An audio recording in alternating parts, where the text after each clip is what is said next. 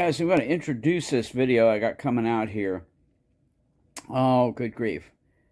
I don't even remember when it happened. I guess it was the beginning of last summer. I took out the Castleton. Yeah, everybody's kind of familiar with my different violins that I own. And I was getting ready to put brand new strings on it. And so I started stripping it down. In other words, undid the strings from up in the peg box, and I'm pulling them back, taking down the bridge, making sure that my sound post is all good and solid in there without trying not to disrupt anything. And anyway, as I took the strings off and then I took the tailpiece off, lo and behold, I had a crack. Not much of a crack, but a crack right on the center seam, which basically rarely happens, I think, because generally when you're building a violin, hang on, let me get this set up.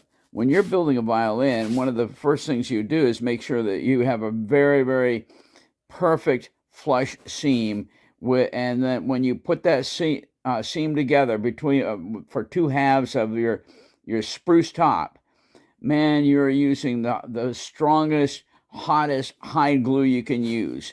And what happens is that it's just becomes very, very permanent.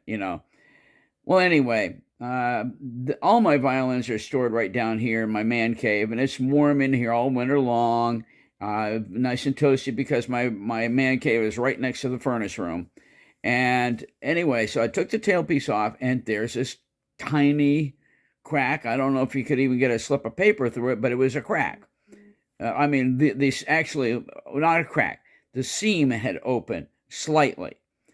And I'm sorry, when you are dealing with the top of the instrument, which is your resonant surface, the whole violin is resonant surface, I understand. But particularly the top of the instrument, because that's the strings resonate down through the bridge, down into the top. Then that sound is carried down through into the back of the instrument. All of that is taking place. But anyway, that top is crucial, and it's important that it is solid all the way across. So anyway, I had this seam open up, and it took me forever to finally get around to making some fresh, hot hide glue, because that was the only way I was ever going to do that job, was to have fresh stuff. I have several old solid pieces of hide glue that just dried up over the years, and I could have used any of those. But when you're looking to secure something as important as the center seam on the top of your instrument, you use the fresh stuff. So anyway, that's where the beginning of this violin, this episode of Old Fiddle's New Life comes in, because it shows me showing you the seam that I'm going to be you're going to be seeing, and then going through the process of making fresh hot hide glue, and gluing it up, so on and so forth. Now, where I'm going to go into another episode, and I'll just tell you right now where this is going, is long after that, months after that, after the gluing was all done, and it's set up beautifully, and the top of the instrument is good and solid now.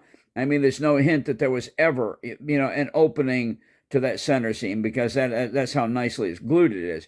But I finally get around to putting on my new strings and so on and so forth. I'll explain where we're going when we get to that episode. That's after we get done with this one. And in the meantime, I've got another project that gets involved in all this, and I'll let you see that in the other episode that's coming out just before this. It gets complicated. All right, guys, hope you enjoy this. Catch you later. Okay, so we've got some crystal form hide glue. This is you don't call this powder. This is actually little crystals. And let me see if you can see it in my hand there. That's it's like little crystals of hide glue, and we're going to just put a couple tablespoons in the bottom of the my double boiler situation here.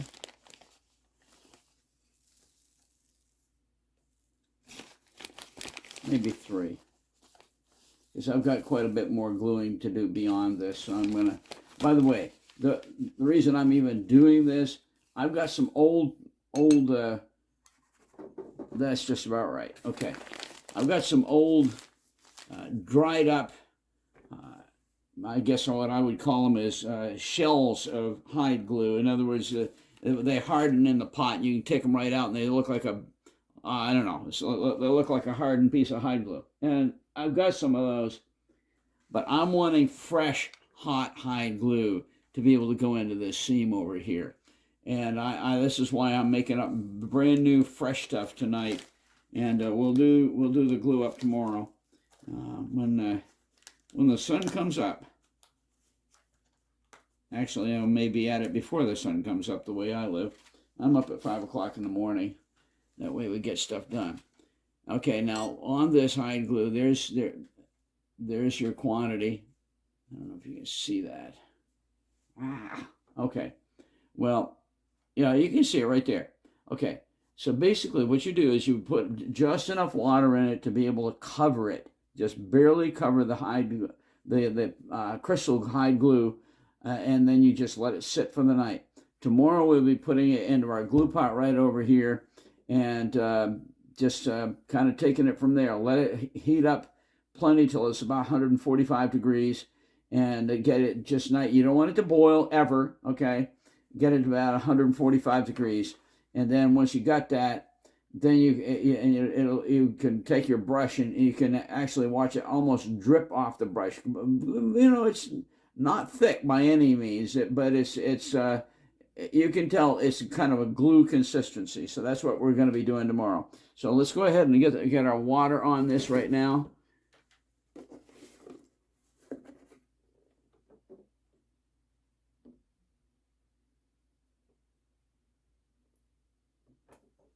That's a girl.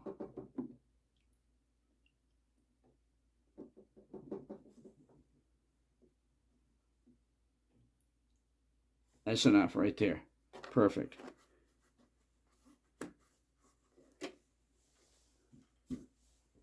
Take this and stir it. No, I need more water in there. That's not enough. This is going to be a good big batch. Going to be more than adequate for what we're doing. That's just about it right there, I think.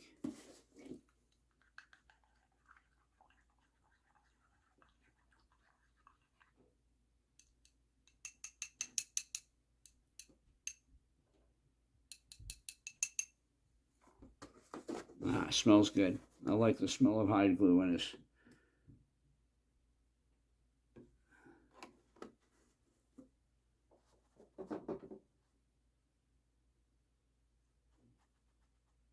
All right, good. We're good. And tomorrow, like I said, there you can see how much it expands when you put your water in it. Anyway, tomorrow when we get back in here in the morning, we'll get this on and get it heating, and yeah, we'll get things going. And so we'll see you guys in the morning. All right, well, here is the open seam. And by the way, this is still the same night. My glue is over here waiting in the pot for tomorrow morning. Here's the open seam. And you can see how tight that is. I mean, it is barely open. But watch this. I don't know if you can see this. I'm not even able to move it right now.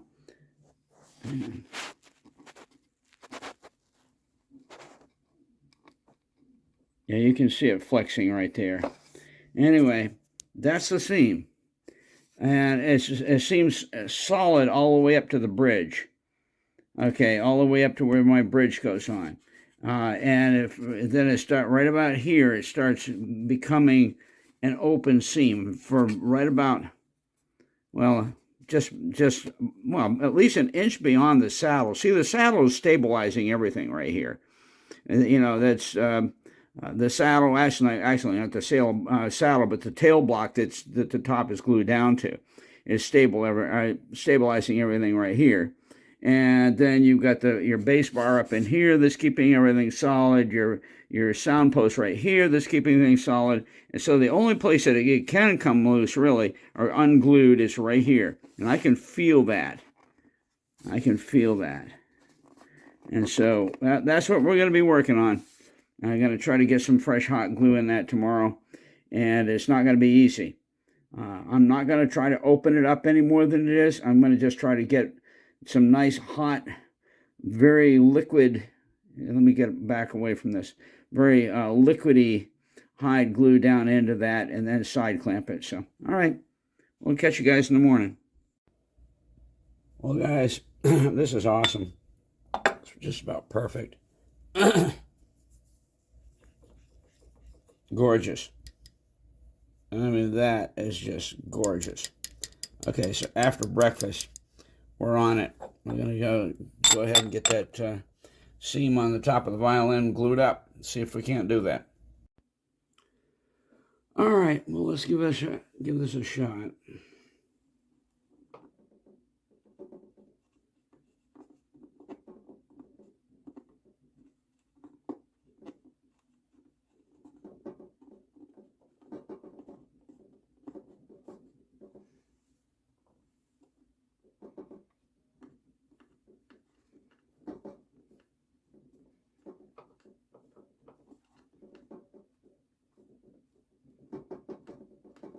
I'm flexing that as much as I can.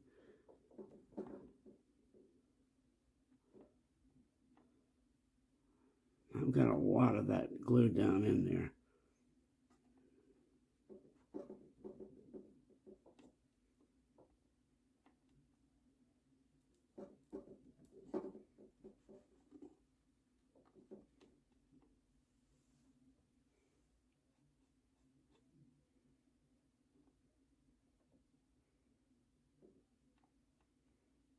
Okay. It's good right there. That's good. I'll do some cleanup real quick.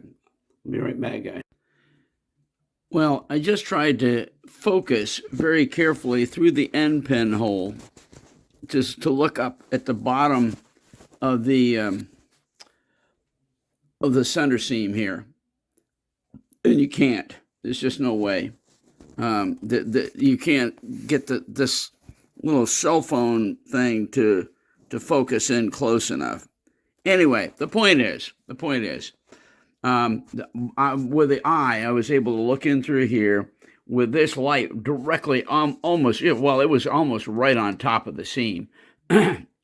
Before I did the gluing, you could see light coming through, even though that was just a fraction of an opening at all. You could still see light coming through. You cannot now. Everything is sealed up. And I understand it's still got the clamp on it, and I'm going to leave the clamp on it for a full 24 hours. But the point is, that did seal it up. And I'm sure that with the clamp staying on for that long and the glue got as much glue as I got down into the seam, I think we're probably all done. We're all done. And then from here, we're going to put the end pin back in, get the tailpiece on, get the strings on, and get this old girl back up and running. I'm looking forward to it. Okay, it was 8:15 or 8:13 this morning that I did the glue up and the clamp. And it is now 9 o'clock at night. So we've been 13 hours. That is more than adequate for gluing with hide glue. And so we're going to go ahead and release and get this off from here and take a look.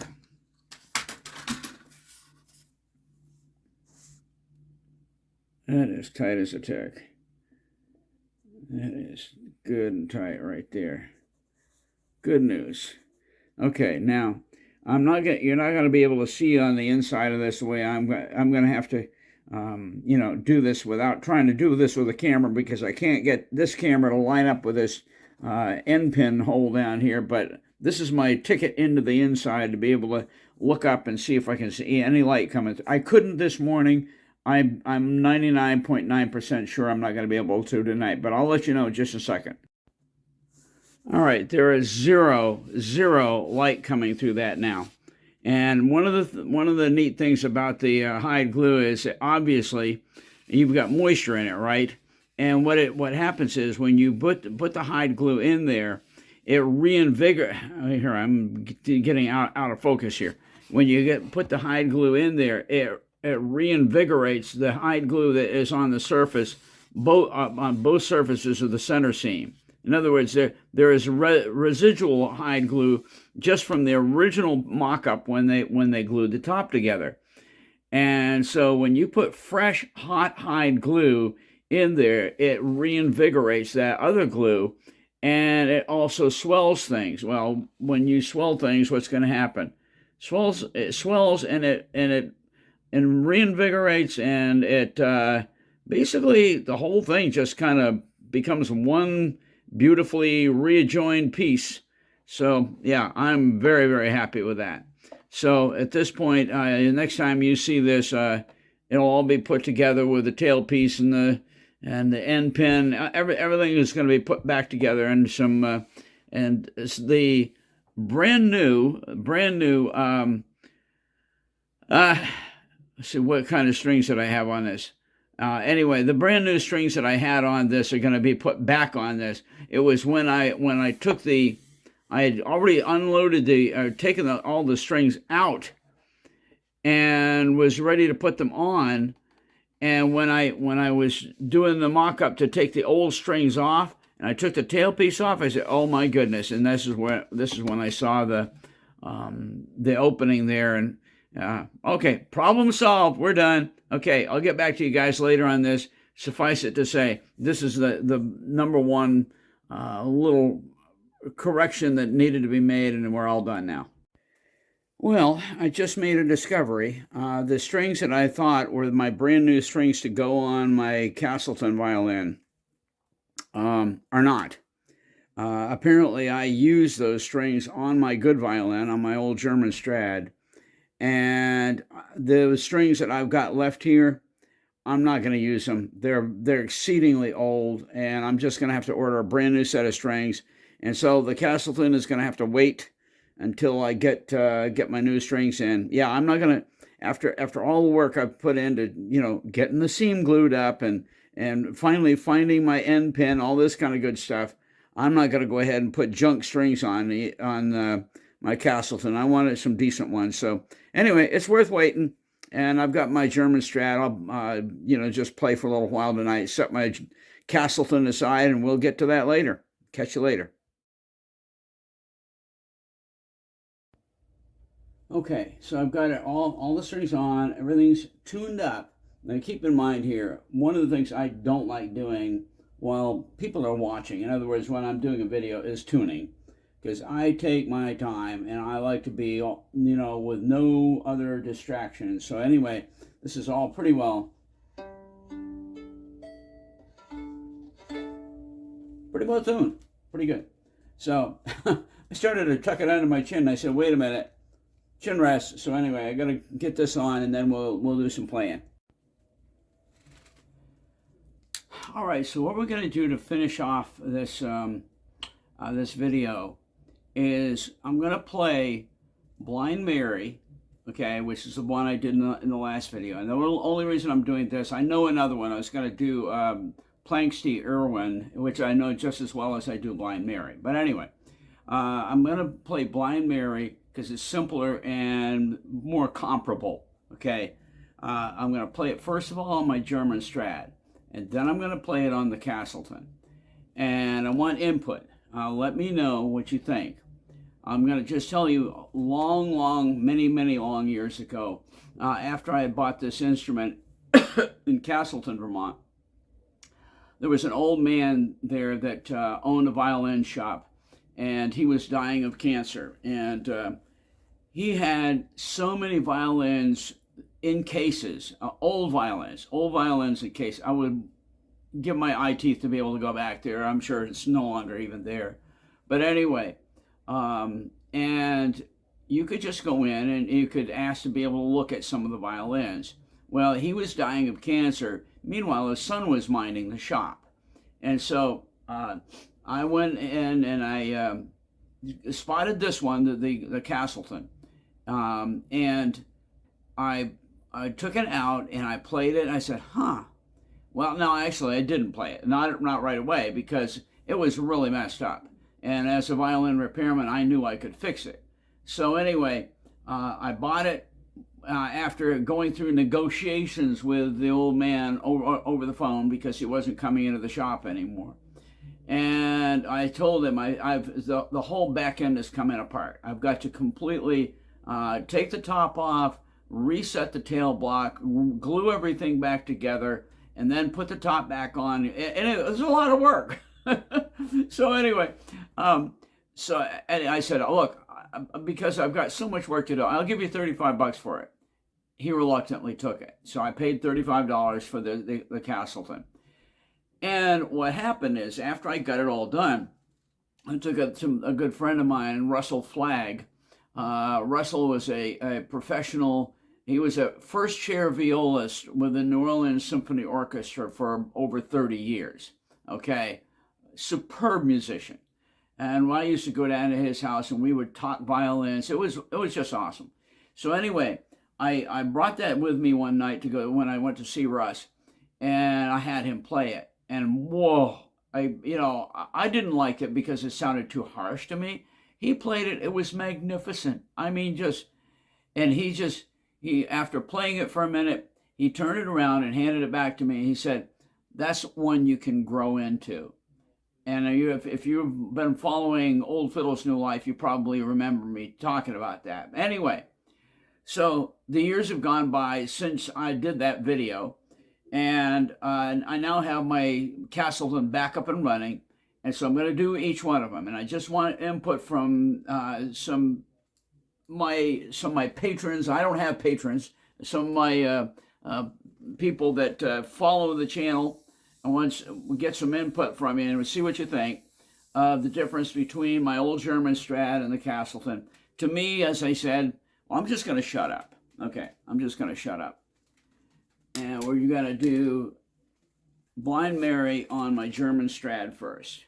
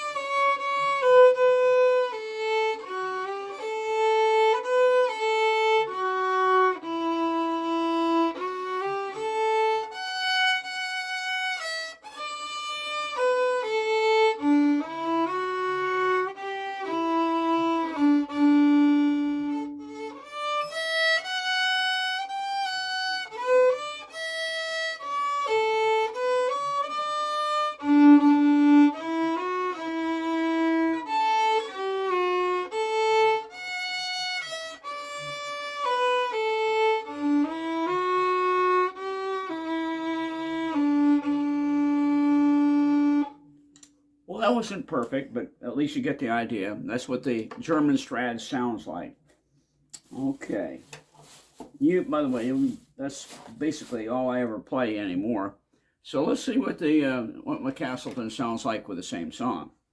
And by the way, these are brand new strings. Just put them on this afternoon. And so, yeah, they're still breaking in. They're not going to, I don't think, is fair in one sense because I don't think they're going to sound quite as mellow as the old strings that are on my German Strad, even though they're both dominants. Okay. Anyway, let's just go ahead and do it. Okay. So here's the Castleton.